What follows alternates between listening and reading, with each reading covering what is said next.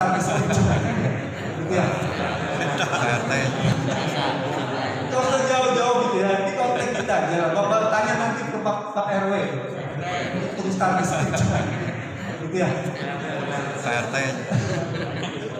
Kemarin viral nih di Soreang di kantor urusan agama Kabupaten Bandung.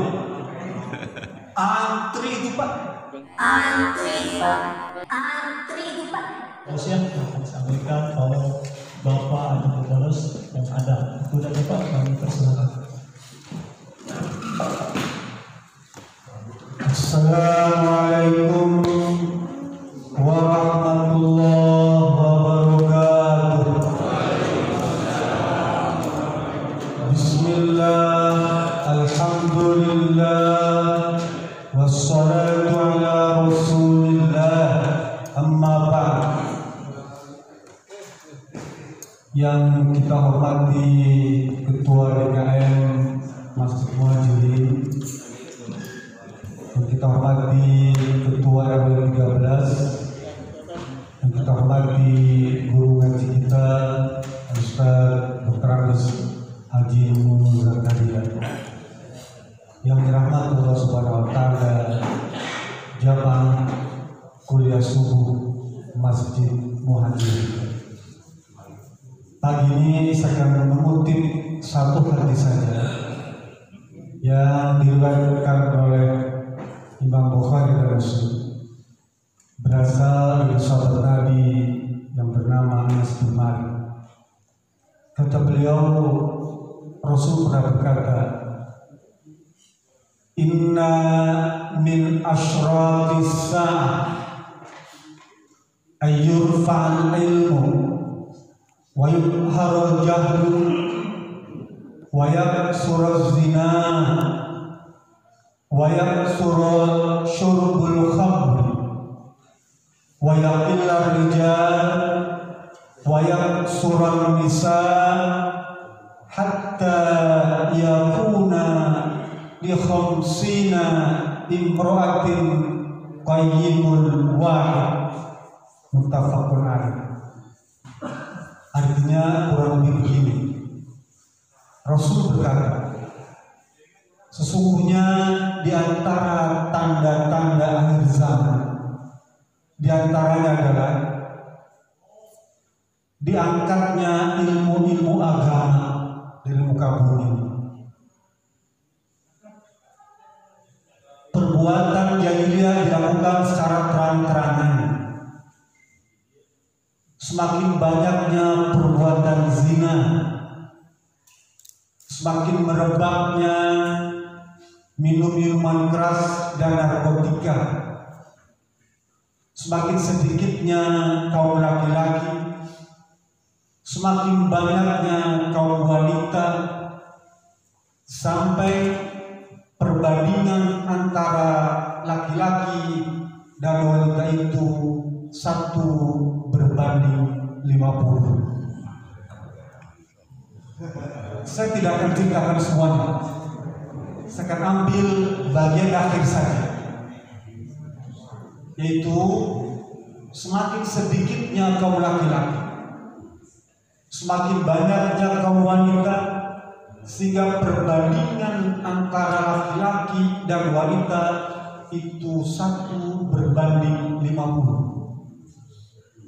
Hadis ini hadis penggoing proses takririyah. Jadi dia berproses tentang kiamat ini ya. Berproses terus, semakin bertambah. Dan hadis ini sering dijadikan alasan untuk kaum laki-laki melakukan praktek ta'addud az-zaujat, praktek poligami. Hadis ini yang dijadikan dasar alasan. Adi tidak tahu poligami? Tahu semua ya? Anak kecil aja tahu. Kalau ditanya, bapak kamu kalau punya suami banyak apa namanya? Poliandri. Bapak kalau punya istri banyak? Poligami gitu. Kalau bapak kamu cuma punya istri satu apa? Kalau satu dia bilang monoton.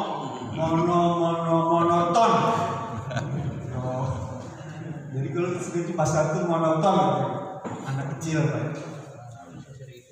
Hadis ini jadikan dasar untuk melakukan praktek ta'addud tadi. Lalu benarkah hadis ini sampai bisa jumlah korban itu banyak?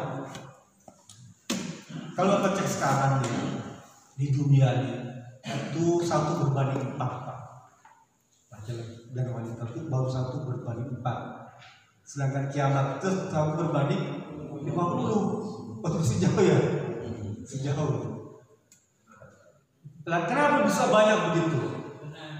Kata para ahli, karena bayi perempuan itu jauh lebih tahan, lebih kuat terhadap bakteri atau virus dibandingkan bayi laki-laki. Oleh karena itu, kematian pada bayi itu lebih banyak terjadi pada bayi laki-laki. Paham ya? Itu saja menandakan semakin banyak. Belum korban perang, mesti laki-laki. Para pekerja berat, laki-laki. Korban minuman keras, oplosan, mesti laki-laki paling banyak. Narkotika, laki-laki. Kalau Bapak cek, langsung jauh-jauh lah komplek kita.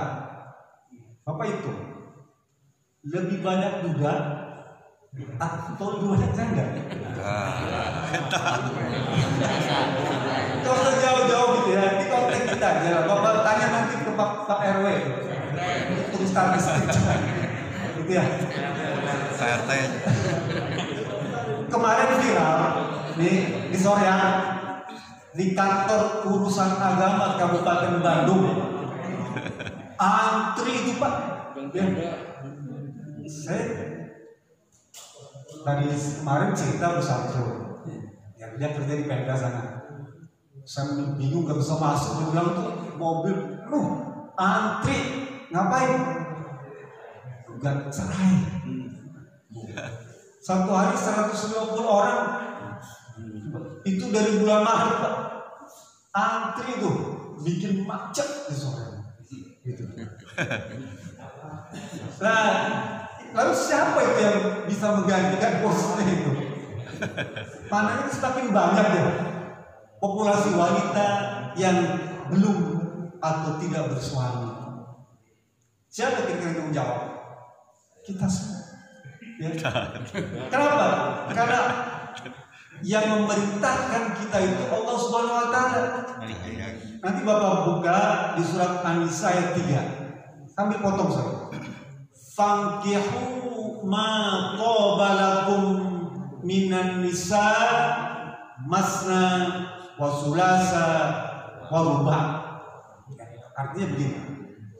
Maka nikahilah oleh kalian ya, dari wanita-wanita yang baik, yang halal, 2 dan 3 dan 4. Para ulama memberikan penjelasan tentang ayat ini. Fankihu itu fil amr, ya, kata perintah. Kalau kita baca usul fikih, kitab usul fikih, al aslu fil amri lil wujub. Asal mula kata perintah dalam Quran itu hukumnya wajib. Perintah. Tapi Imam Al-Tabari menjelaskan makna lain daripada fi amr kata perintah ini. Apa dia bilang? Al aslu fil amri lil ibahah. Asal mula perintah dalam Al-Quran itu boleh. Lebih ringan kan? Kalau tadi kan wajib ya. Sekarang lebih ringan.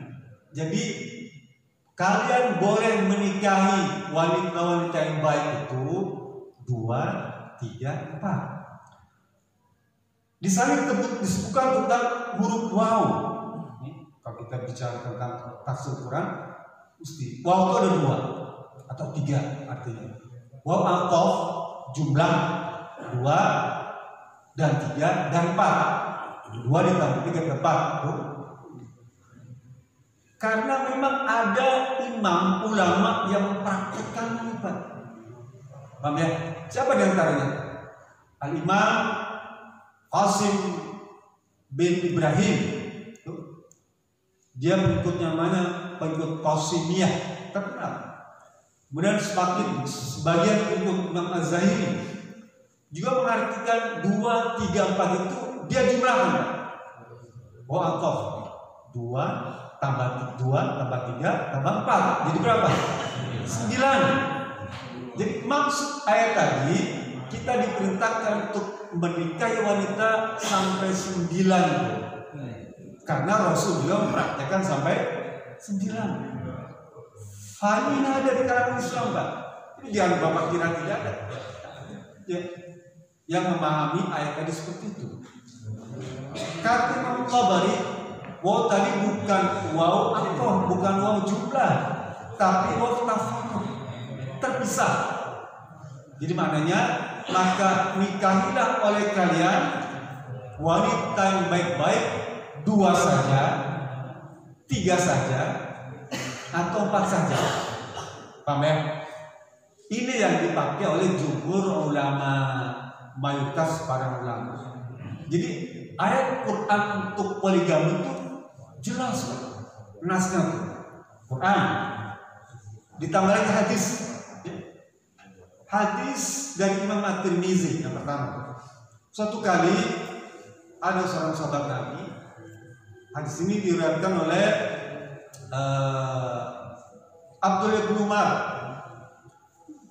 Ada seorang sahabat Nabi bersama Ghilan ibnu Salamah As-Saqaf datang kepada Rasulullah. Ya Rasulullah, saya punya istri 10 ya Rasulullah. Bagaimana menurut pendapat? Setelah ayat ini turun, ya, datang untuk para sahabat untuk mengadu pada Rasulullah tentang bagaimana keadaan saya Rasulullah ini. Istri saya 10, namanya Ghilan ibnu Salamah As-Saqafi. Nanti Bapak boleh hafal nama-nama itu penting. Ya. Rasul bilang, ikhtar minhunna arba'an. Pilih oleh kamu 4 saja wanita yang baik-baik yang kamu miliki itu, dan nikahi. Selebihnya kamu berikan kepada sahabat-sahabat kamu yang lain. 10 ambil 4. Kemudian datang lagi Qais bin Haris. Ya Rasulullah, saya punya istri 8 ya Rasulullah. Bagaimana menurut pendapatnya? Rasulullah, ikhtar minhunna arba'an. Pilih dari istri-istri kamu itu 4 orang saja yang kamu anggap baik.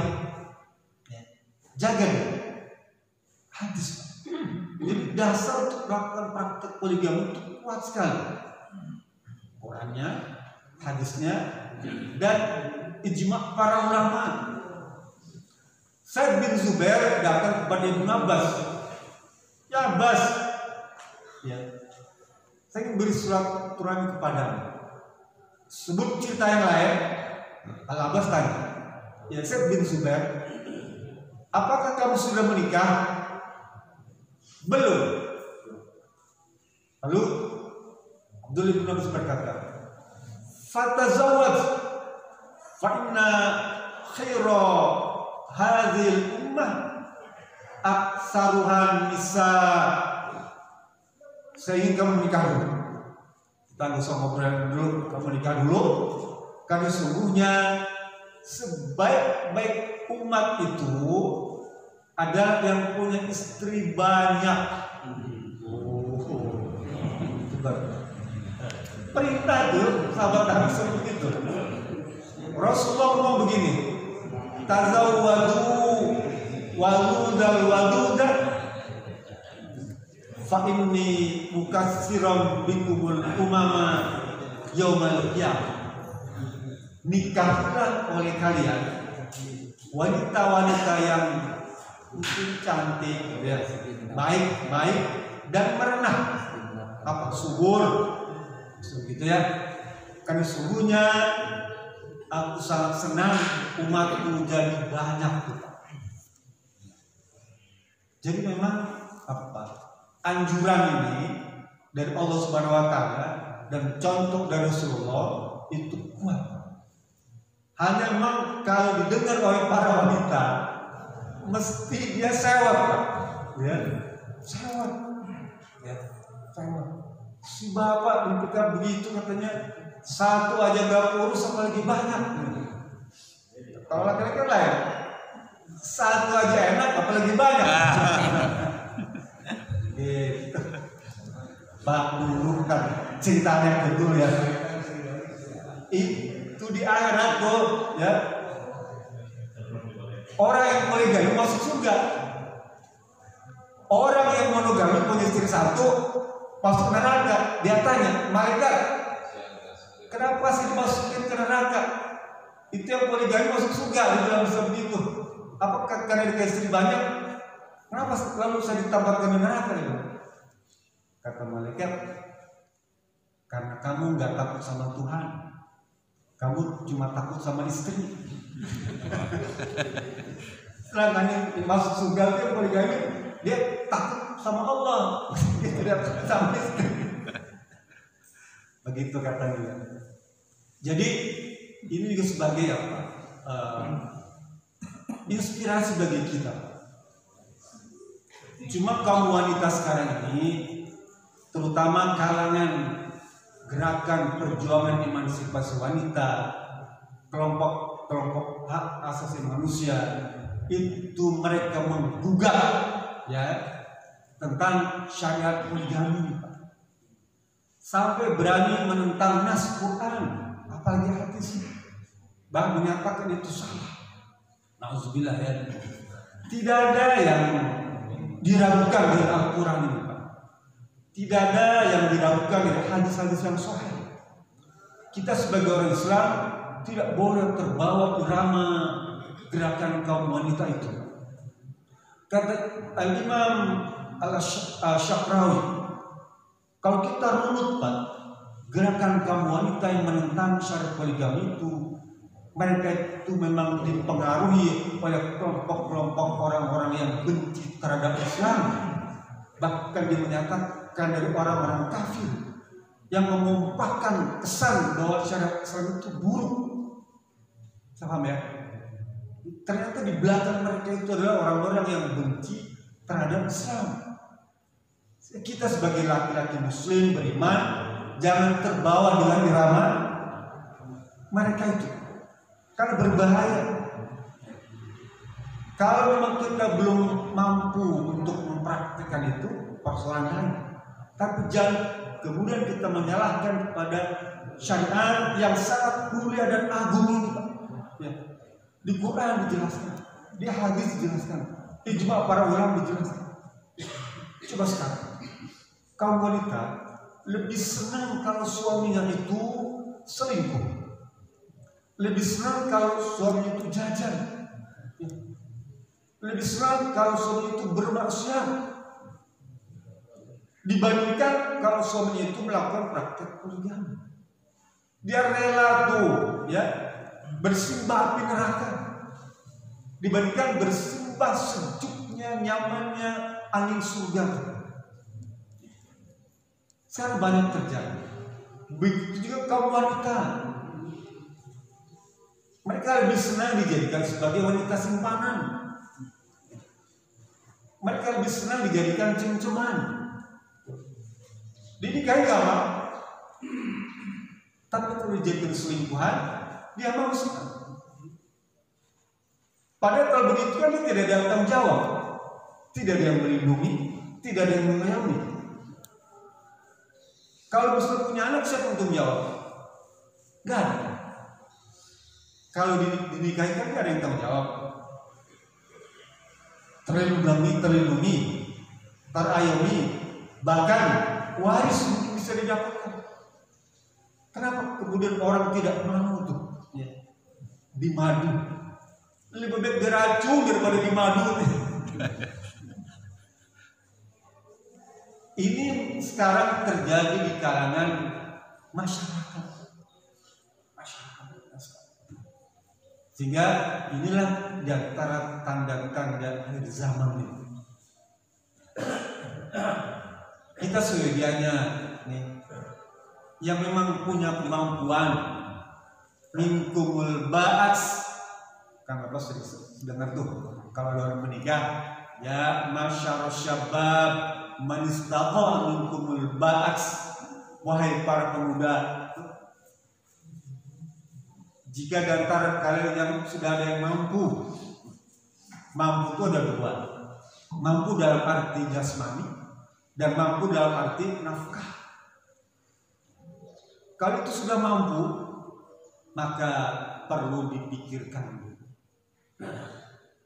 Jangan sampai jadi PJTKI, apa? Persatuan Juragan Takut Kepada Istri. Padahal sekarang ini banyak Kopaja Butut, apa? Komunitas para janda butuh tunjangan. Banyak itu. Jadi gunakan tuh nikmat yang Allah berikan kepada kita tuh. Gunakan seoptimal mungkin. Apalagi sampai kemudian dia, mohon maaf nih teman-teman yang menduda nih, ya jomblo, kasihan itu wanita. Kalau fungsinya cuma untuk kencing doang, tidak optimal. Sayang gitu ya. Allah memberikan berbagai fasilitas, fungsi cuma terbatas. Begitu kaum wanita, ya. Kalau gunanya itu saja terbatas kan, tidak maksimal. Padahal Allah memberikan jalan agar itu digunakan seoptimal mungkin. Bapak yang orang juga sekarang, orang kemudian menduga, dia bilang kasus-kasus perceraian, kasus-kasus rumah tangga segala itu sering disebabkan karena masalah poligami. Tidak, Pak. Kalau Bapak cek pada rumah tangga yang monogami pun tidak sedikit yang terjadi kekerasan dalam rumah tangga. Bahkan mungkin persentasenya lebih banyak pada rumah tangga yang monogami. Kekerasan dalam rumah tangga mungkin juga lebih banyak terjadi pada rumah tangga yang monogami. Lalu jangan disalahkan pada keluarga yang poligami. Poligami ini disalahkan. Tidak adil, Pak. Sama seperti orang sholat, dia biasa sholat, kemudian melakukan maksiat. Orang pakai jilbab suka memfitnah. Apakah kemudian orang menyalahkan sholatnya, menyalahkan jilbabnya, atau menyalahkan kelakuannya? Menyalahkan kelakuannya, jangan menyalahkan sholatnya, jangan menyalahkan pakai jilbabnya, tapi kelakuannya. Kalau begitu, kalau rumah tangga yang poligami itu dipersiapkan sebaik-baiknya, seperti halnya persiapan pernikahan monogami, ya, maka dia juga akan baik. Jadi pernikahan poligami itu sama seperti pernikahan monogami. Persiapkan dengan sebaik-baiknya, ya, disiapkan maisyahnya, ya, disiapkan tempat segala macamnya itu secara baik, ya. Insya Allah tidak akan terjadi kekerasan di dalam rumah tangga.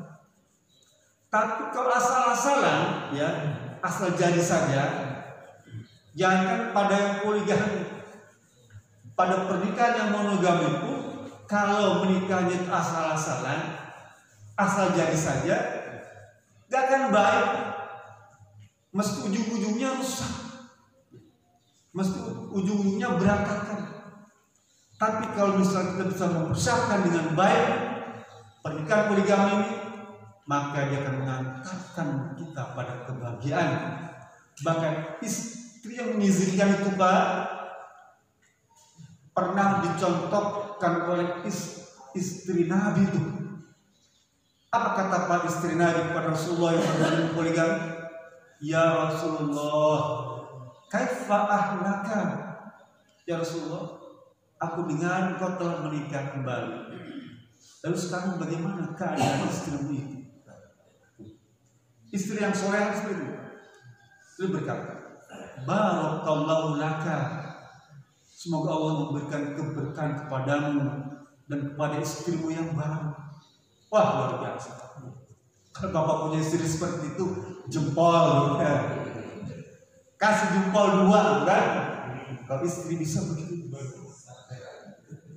Jadi kesimpulannya, hadis yang saya bacakan tadi memberikan kesempatan kepada kita untuk mengisi hari-hari kehidupan kita ini dengan memperbanyak amal. Dan di antara amal yang baik dan memberikan kenikmatan yang bisa kita rasakan ketika kita masih di dunia adalah ta'addud az-zaujat, adalah poligami. Kenikmatan itu bisa dirasakan langsung ya. Mudah-mudahan ini menjadi tambahan ilmu bagi kita semua dan kita bisa diberi kemudahan untuk memahaminya dan diberi kemudahan untuk mempraktekkannya. Fattaqullaha wala qulubukum billahi Assalamualaikum warahmatullahi